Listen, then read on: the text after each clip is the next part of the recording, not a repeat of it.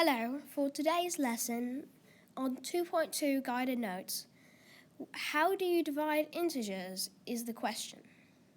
The vocabulary for today is going to be quotient, the answer to a division problem, expanding on what we know about multiplication and exploring the relationship between the two. Multiplication and division are opposites of one another. Now I'm going to hand it over to Miss Reister. Thank you, Landon. For our first example, we're going to look at a story problem.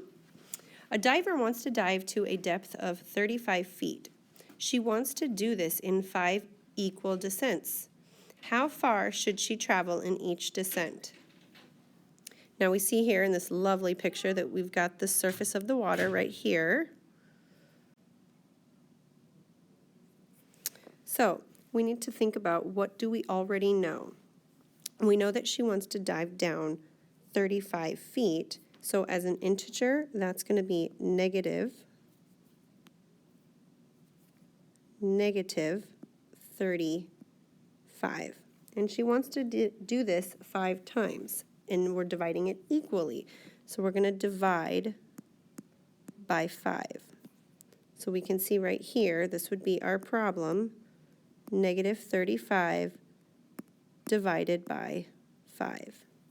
Now, just the number 35 and just 5, I know that when I divide 35 by 5, I get 7. So on my number line, or my representation of the diver, if this is the surface, 0, she's going to dive down 7 feet to right here, and then she's going to dive down 7 feet again, 7 feet again, 7 feet again, and again to right here, 7 feet. So each time she's diving down deeper, she's diving down another 7 feet.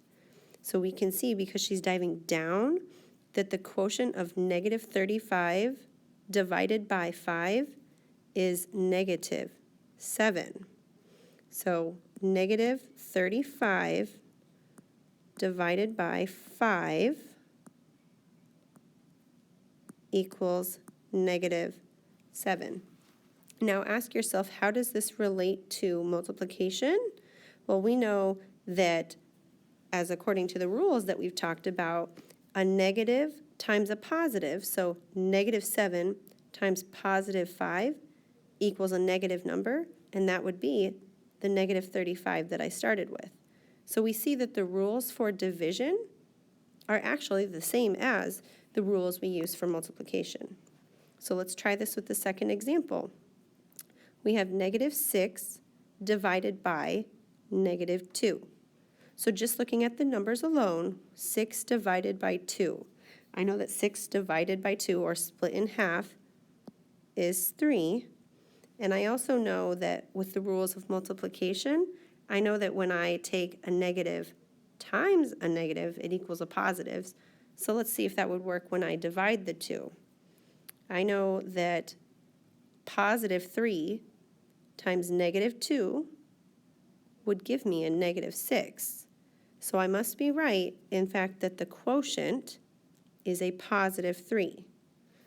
So we have negative 6 divided by negative 2, which equals a positive 3. And when we look at it this way, we can check it by taking our quotient times negative 2 and check to see if it equals the other number in the problem, which is true.